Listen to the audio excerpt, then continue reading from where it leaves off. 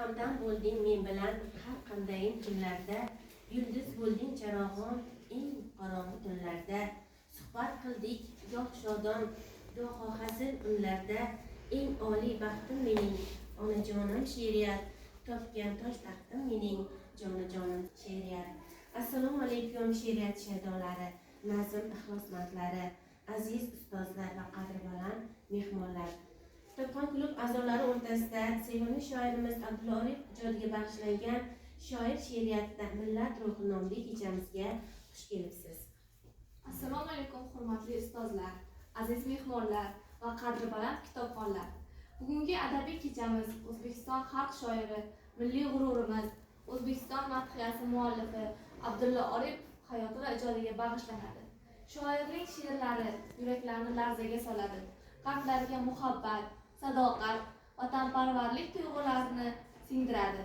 Uning ijodi bugungi kun ham, kelajak uchun ham bebaho meros bo'lib qolmoqda.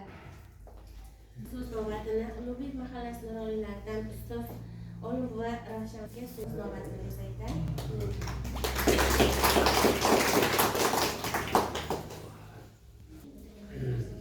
Avvalo mana shu sabzi bilan hammalarni tabriklayman. Chunki bu Abdulla Oripov degan shoir o'zbek she'riyatining eng ilg'or vakillaridan, dunyoga o'zbek millatini ko'z qilgan shoirlardan biri hisoblanadi. Endi men sizlarga shuni aytmoqchimanki, men 2016-yil Abdulla Oripov uyiga borganman. U kishi bilan shoirlar bilan birga o'tirib, biz hamsuhbat bo'lganmiz. Birga bo'lganmiz, shundan men xursandman. Ana endi Abdulla Oripov to'g'risida gapirsak, mana yosh avlod vakillari turibdi, mana domlalarimiz turibdi.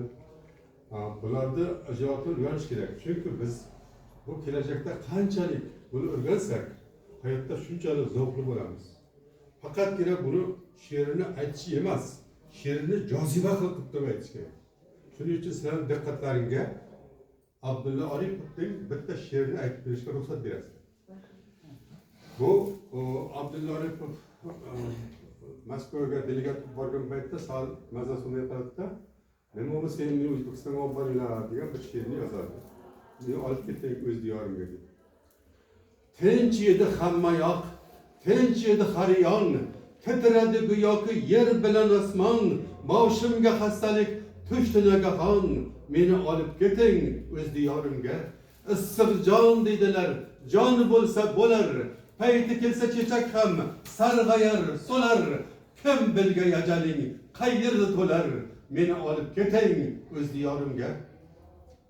Gidab yo'q yurtning na havosidan, mehribon doktorning na davosidan, qaytarmang hastani muddaosidan, meni olib keting o'z diyorimga. Sha'nimga g'ayurlar bir so'z demasin, har kim o'zi tortar umr kemasin, hech kimni mushtoqlik g'ami yemasin, meni olib keting o'z diyorimga. Talpingan diyorim bu O'zbekiston, sehrini aytishga bormi hech imkon, yo'q o'zga yurtlarda bera olmasman jon, meni olib keting o'z diyorimga degan. Rahmat so'rashganini xursandman. Men o'ylayman, bundan keyingi auditoriyalar, bundan keyingi tadbirlar juda ham keng miqyosda katta auditoriya bo'ladi degan umidim bor. Endi yana bir to'rt qator she'rni aytishga ruxsat berasizlar. Do'stlar yaxshilarni avaylang, asrang, salom degan so'zning qadrini oqlang, o'lganda 100 kun yig'lab turgandan tiriklik chog'ida biror kun yo'qlang. Hammalarga rahmat, sog' omon bo'linglar. Rahmat ustoz. Keyingi so'z navbatini Jurat Nurani boboga bersak ishonchmamiz deylar. Kishining so'zlarini eshitdik.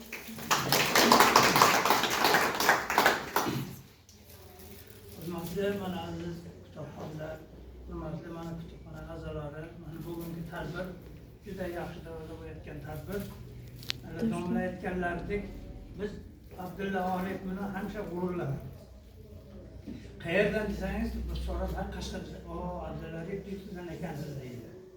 Chunki bizni mana shu dunyoga tanitgan mana madhiyasi butun dunyoda ular bilan mana she'riyatini juda ko'p ularlar ichida shu birinchi prezident Karimning nigohiga tushib mana shu ma'qul tushganligi uchun mana shu madhiya saqlangan.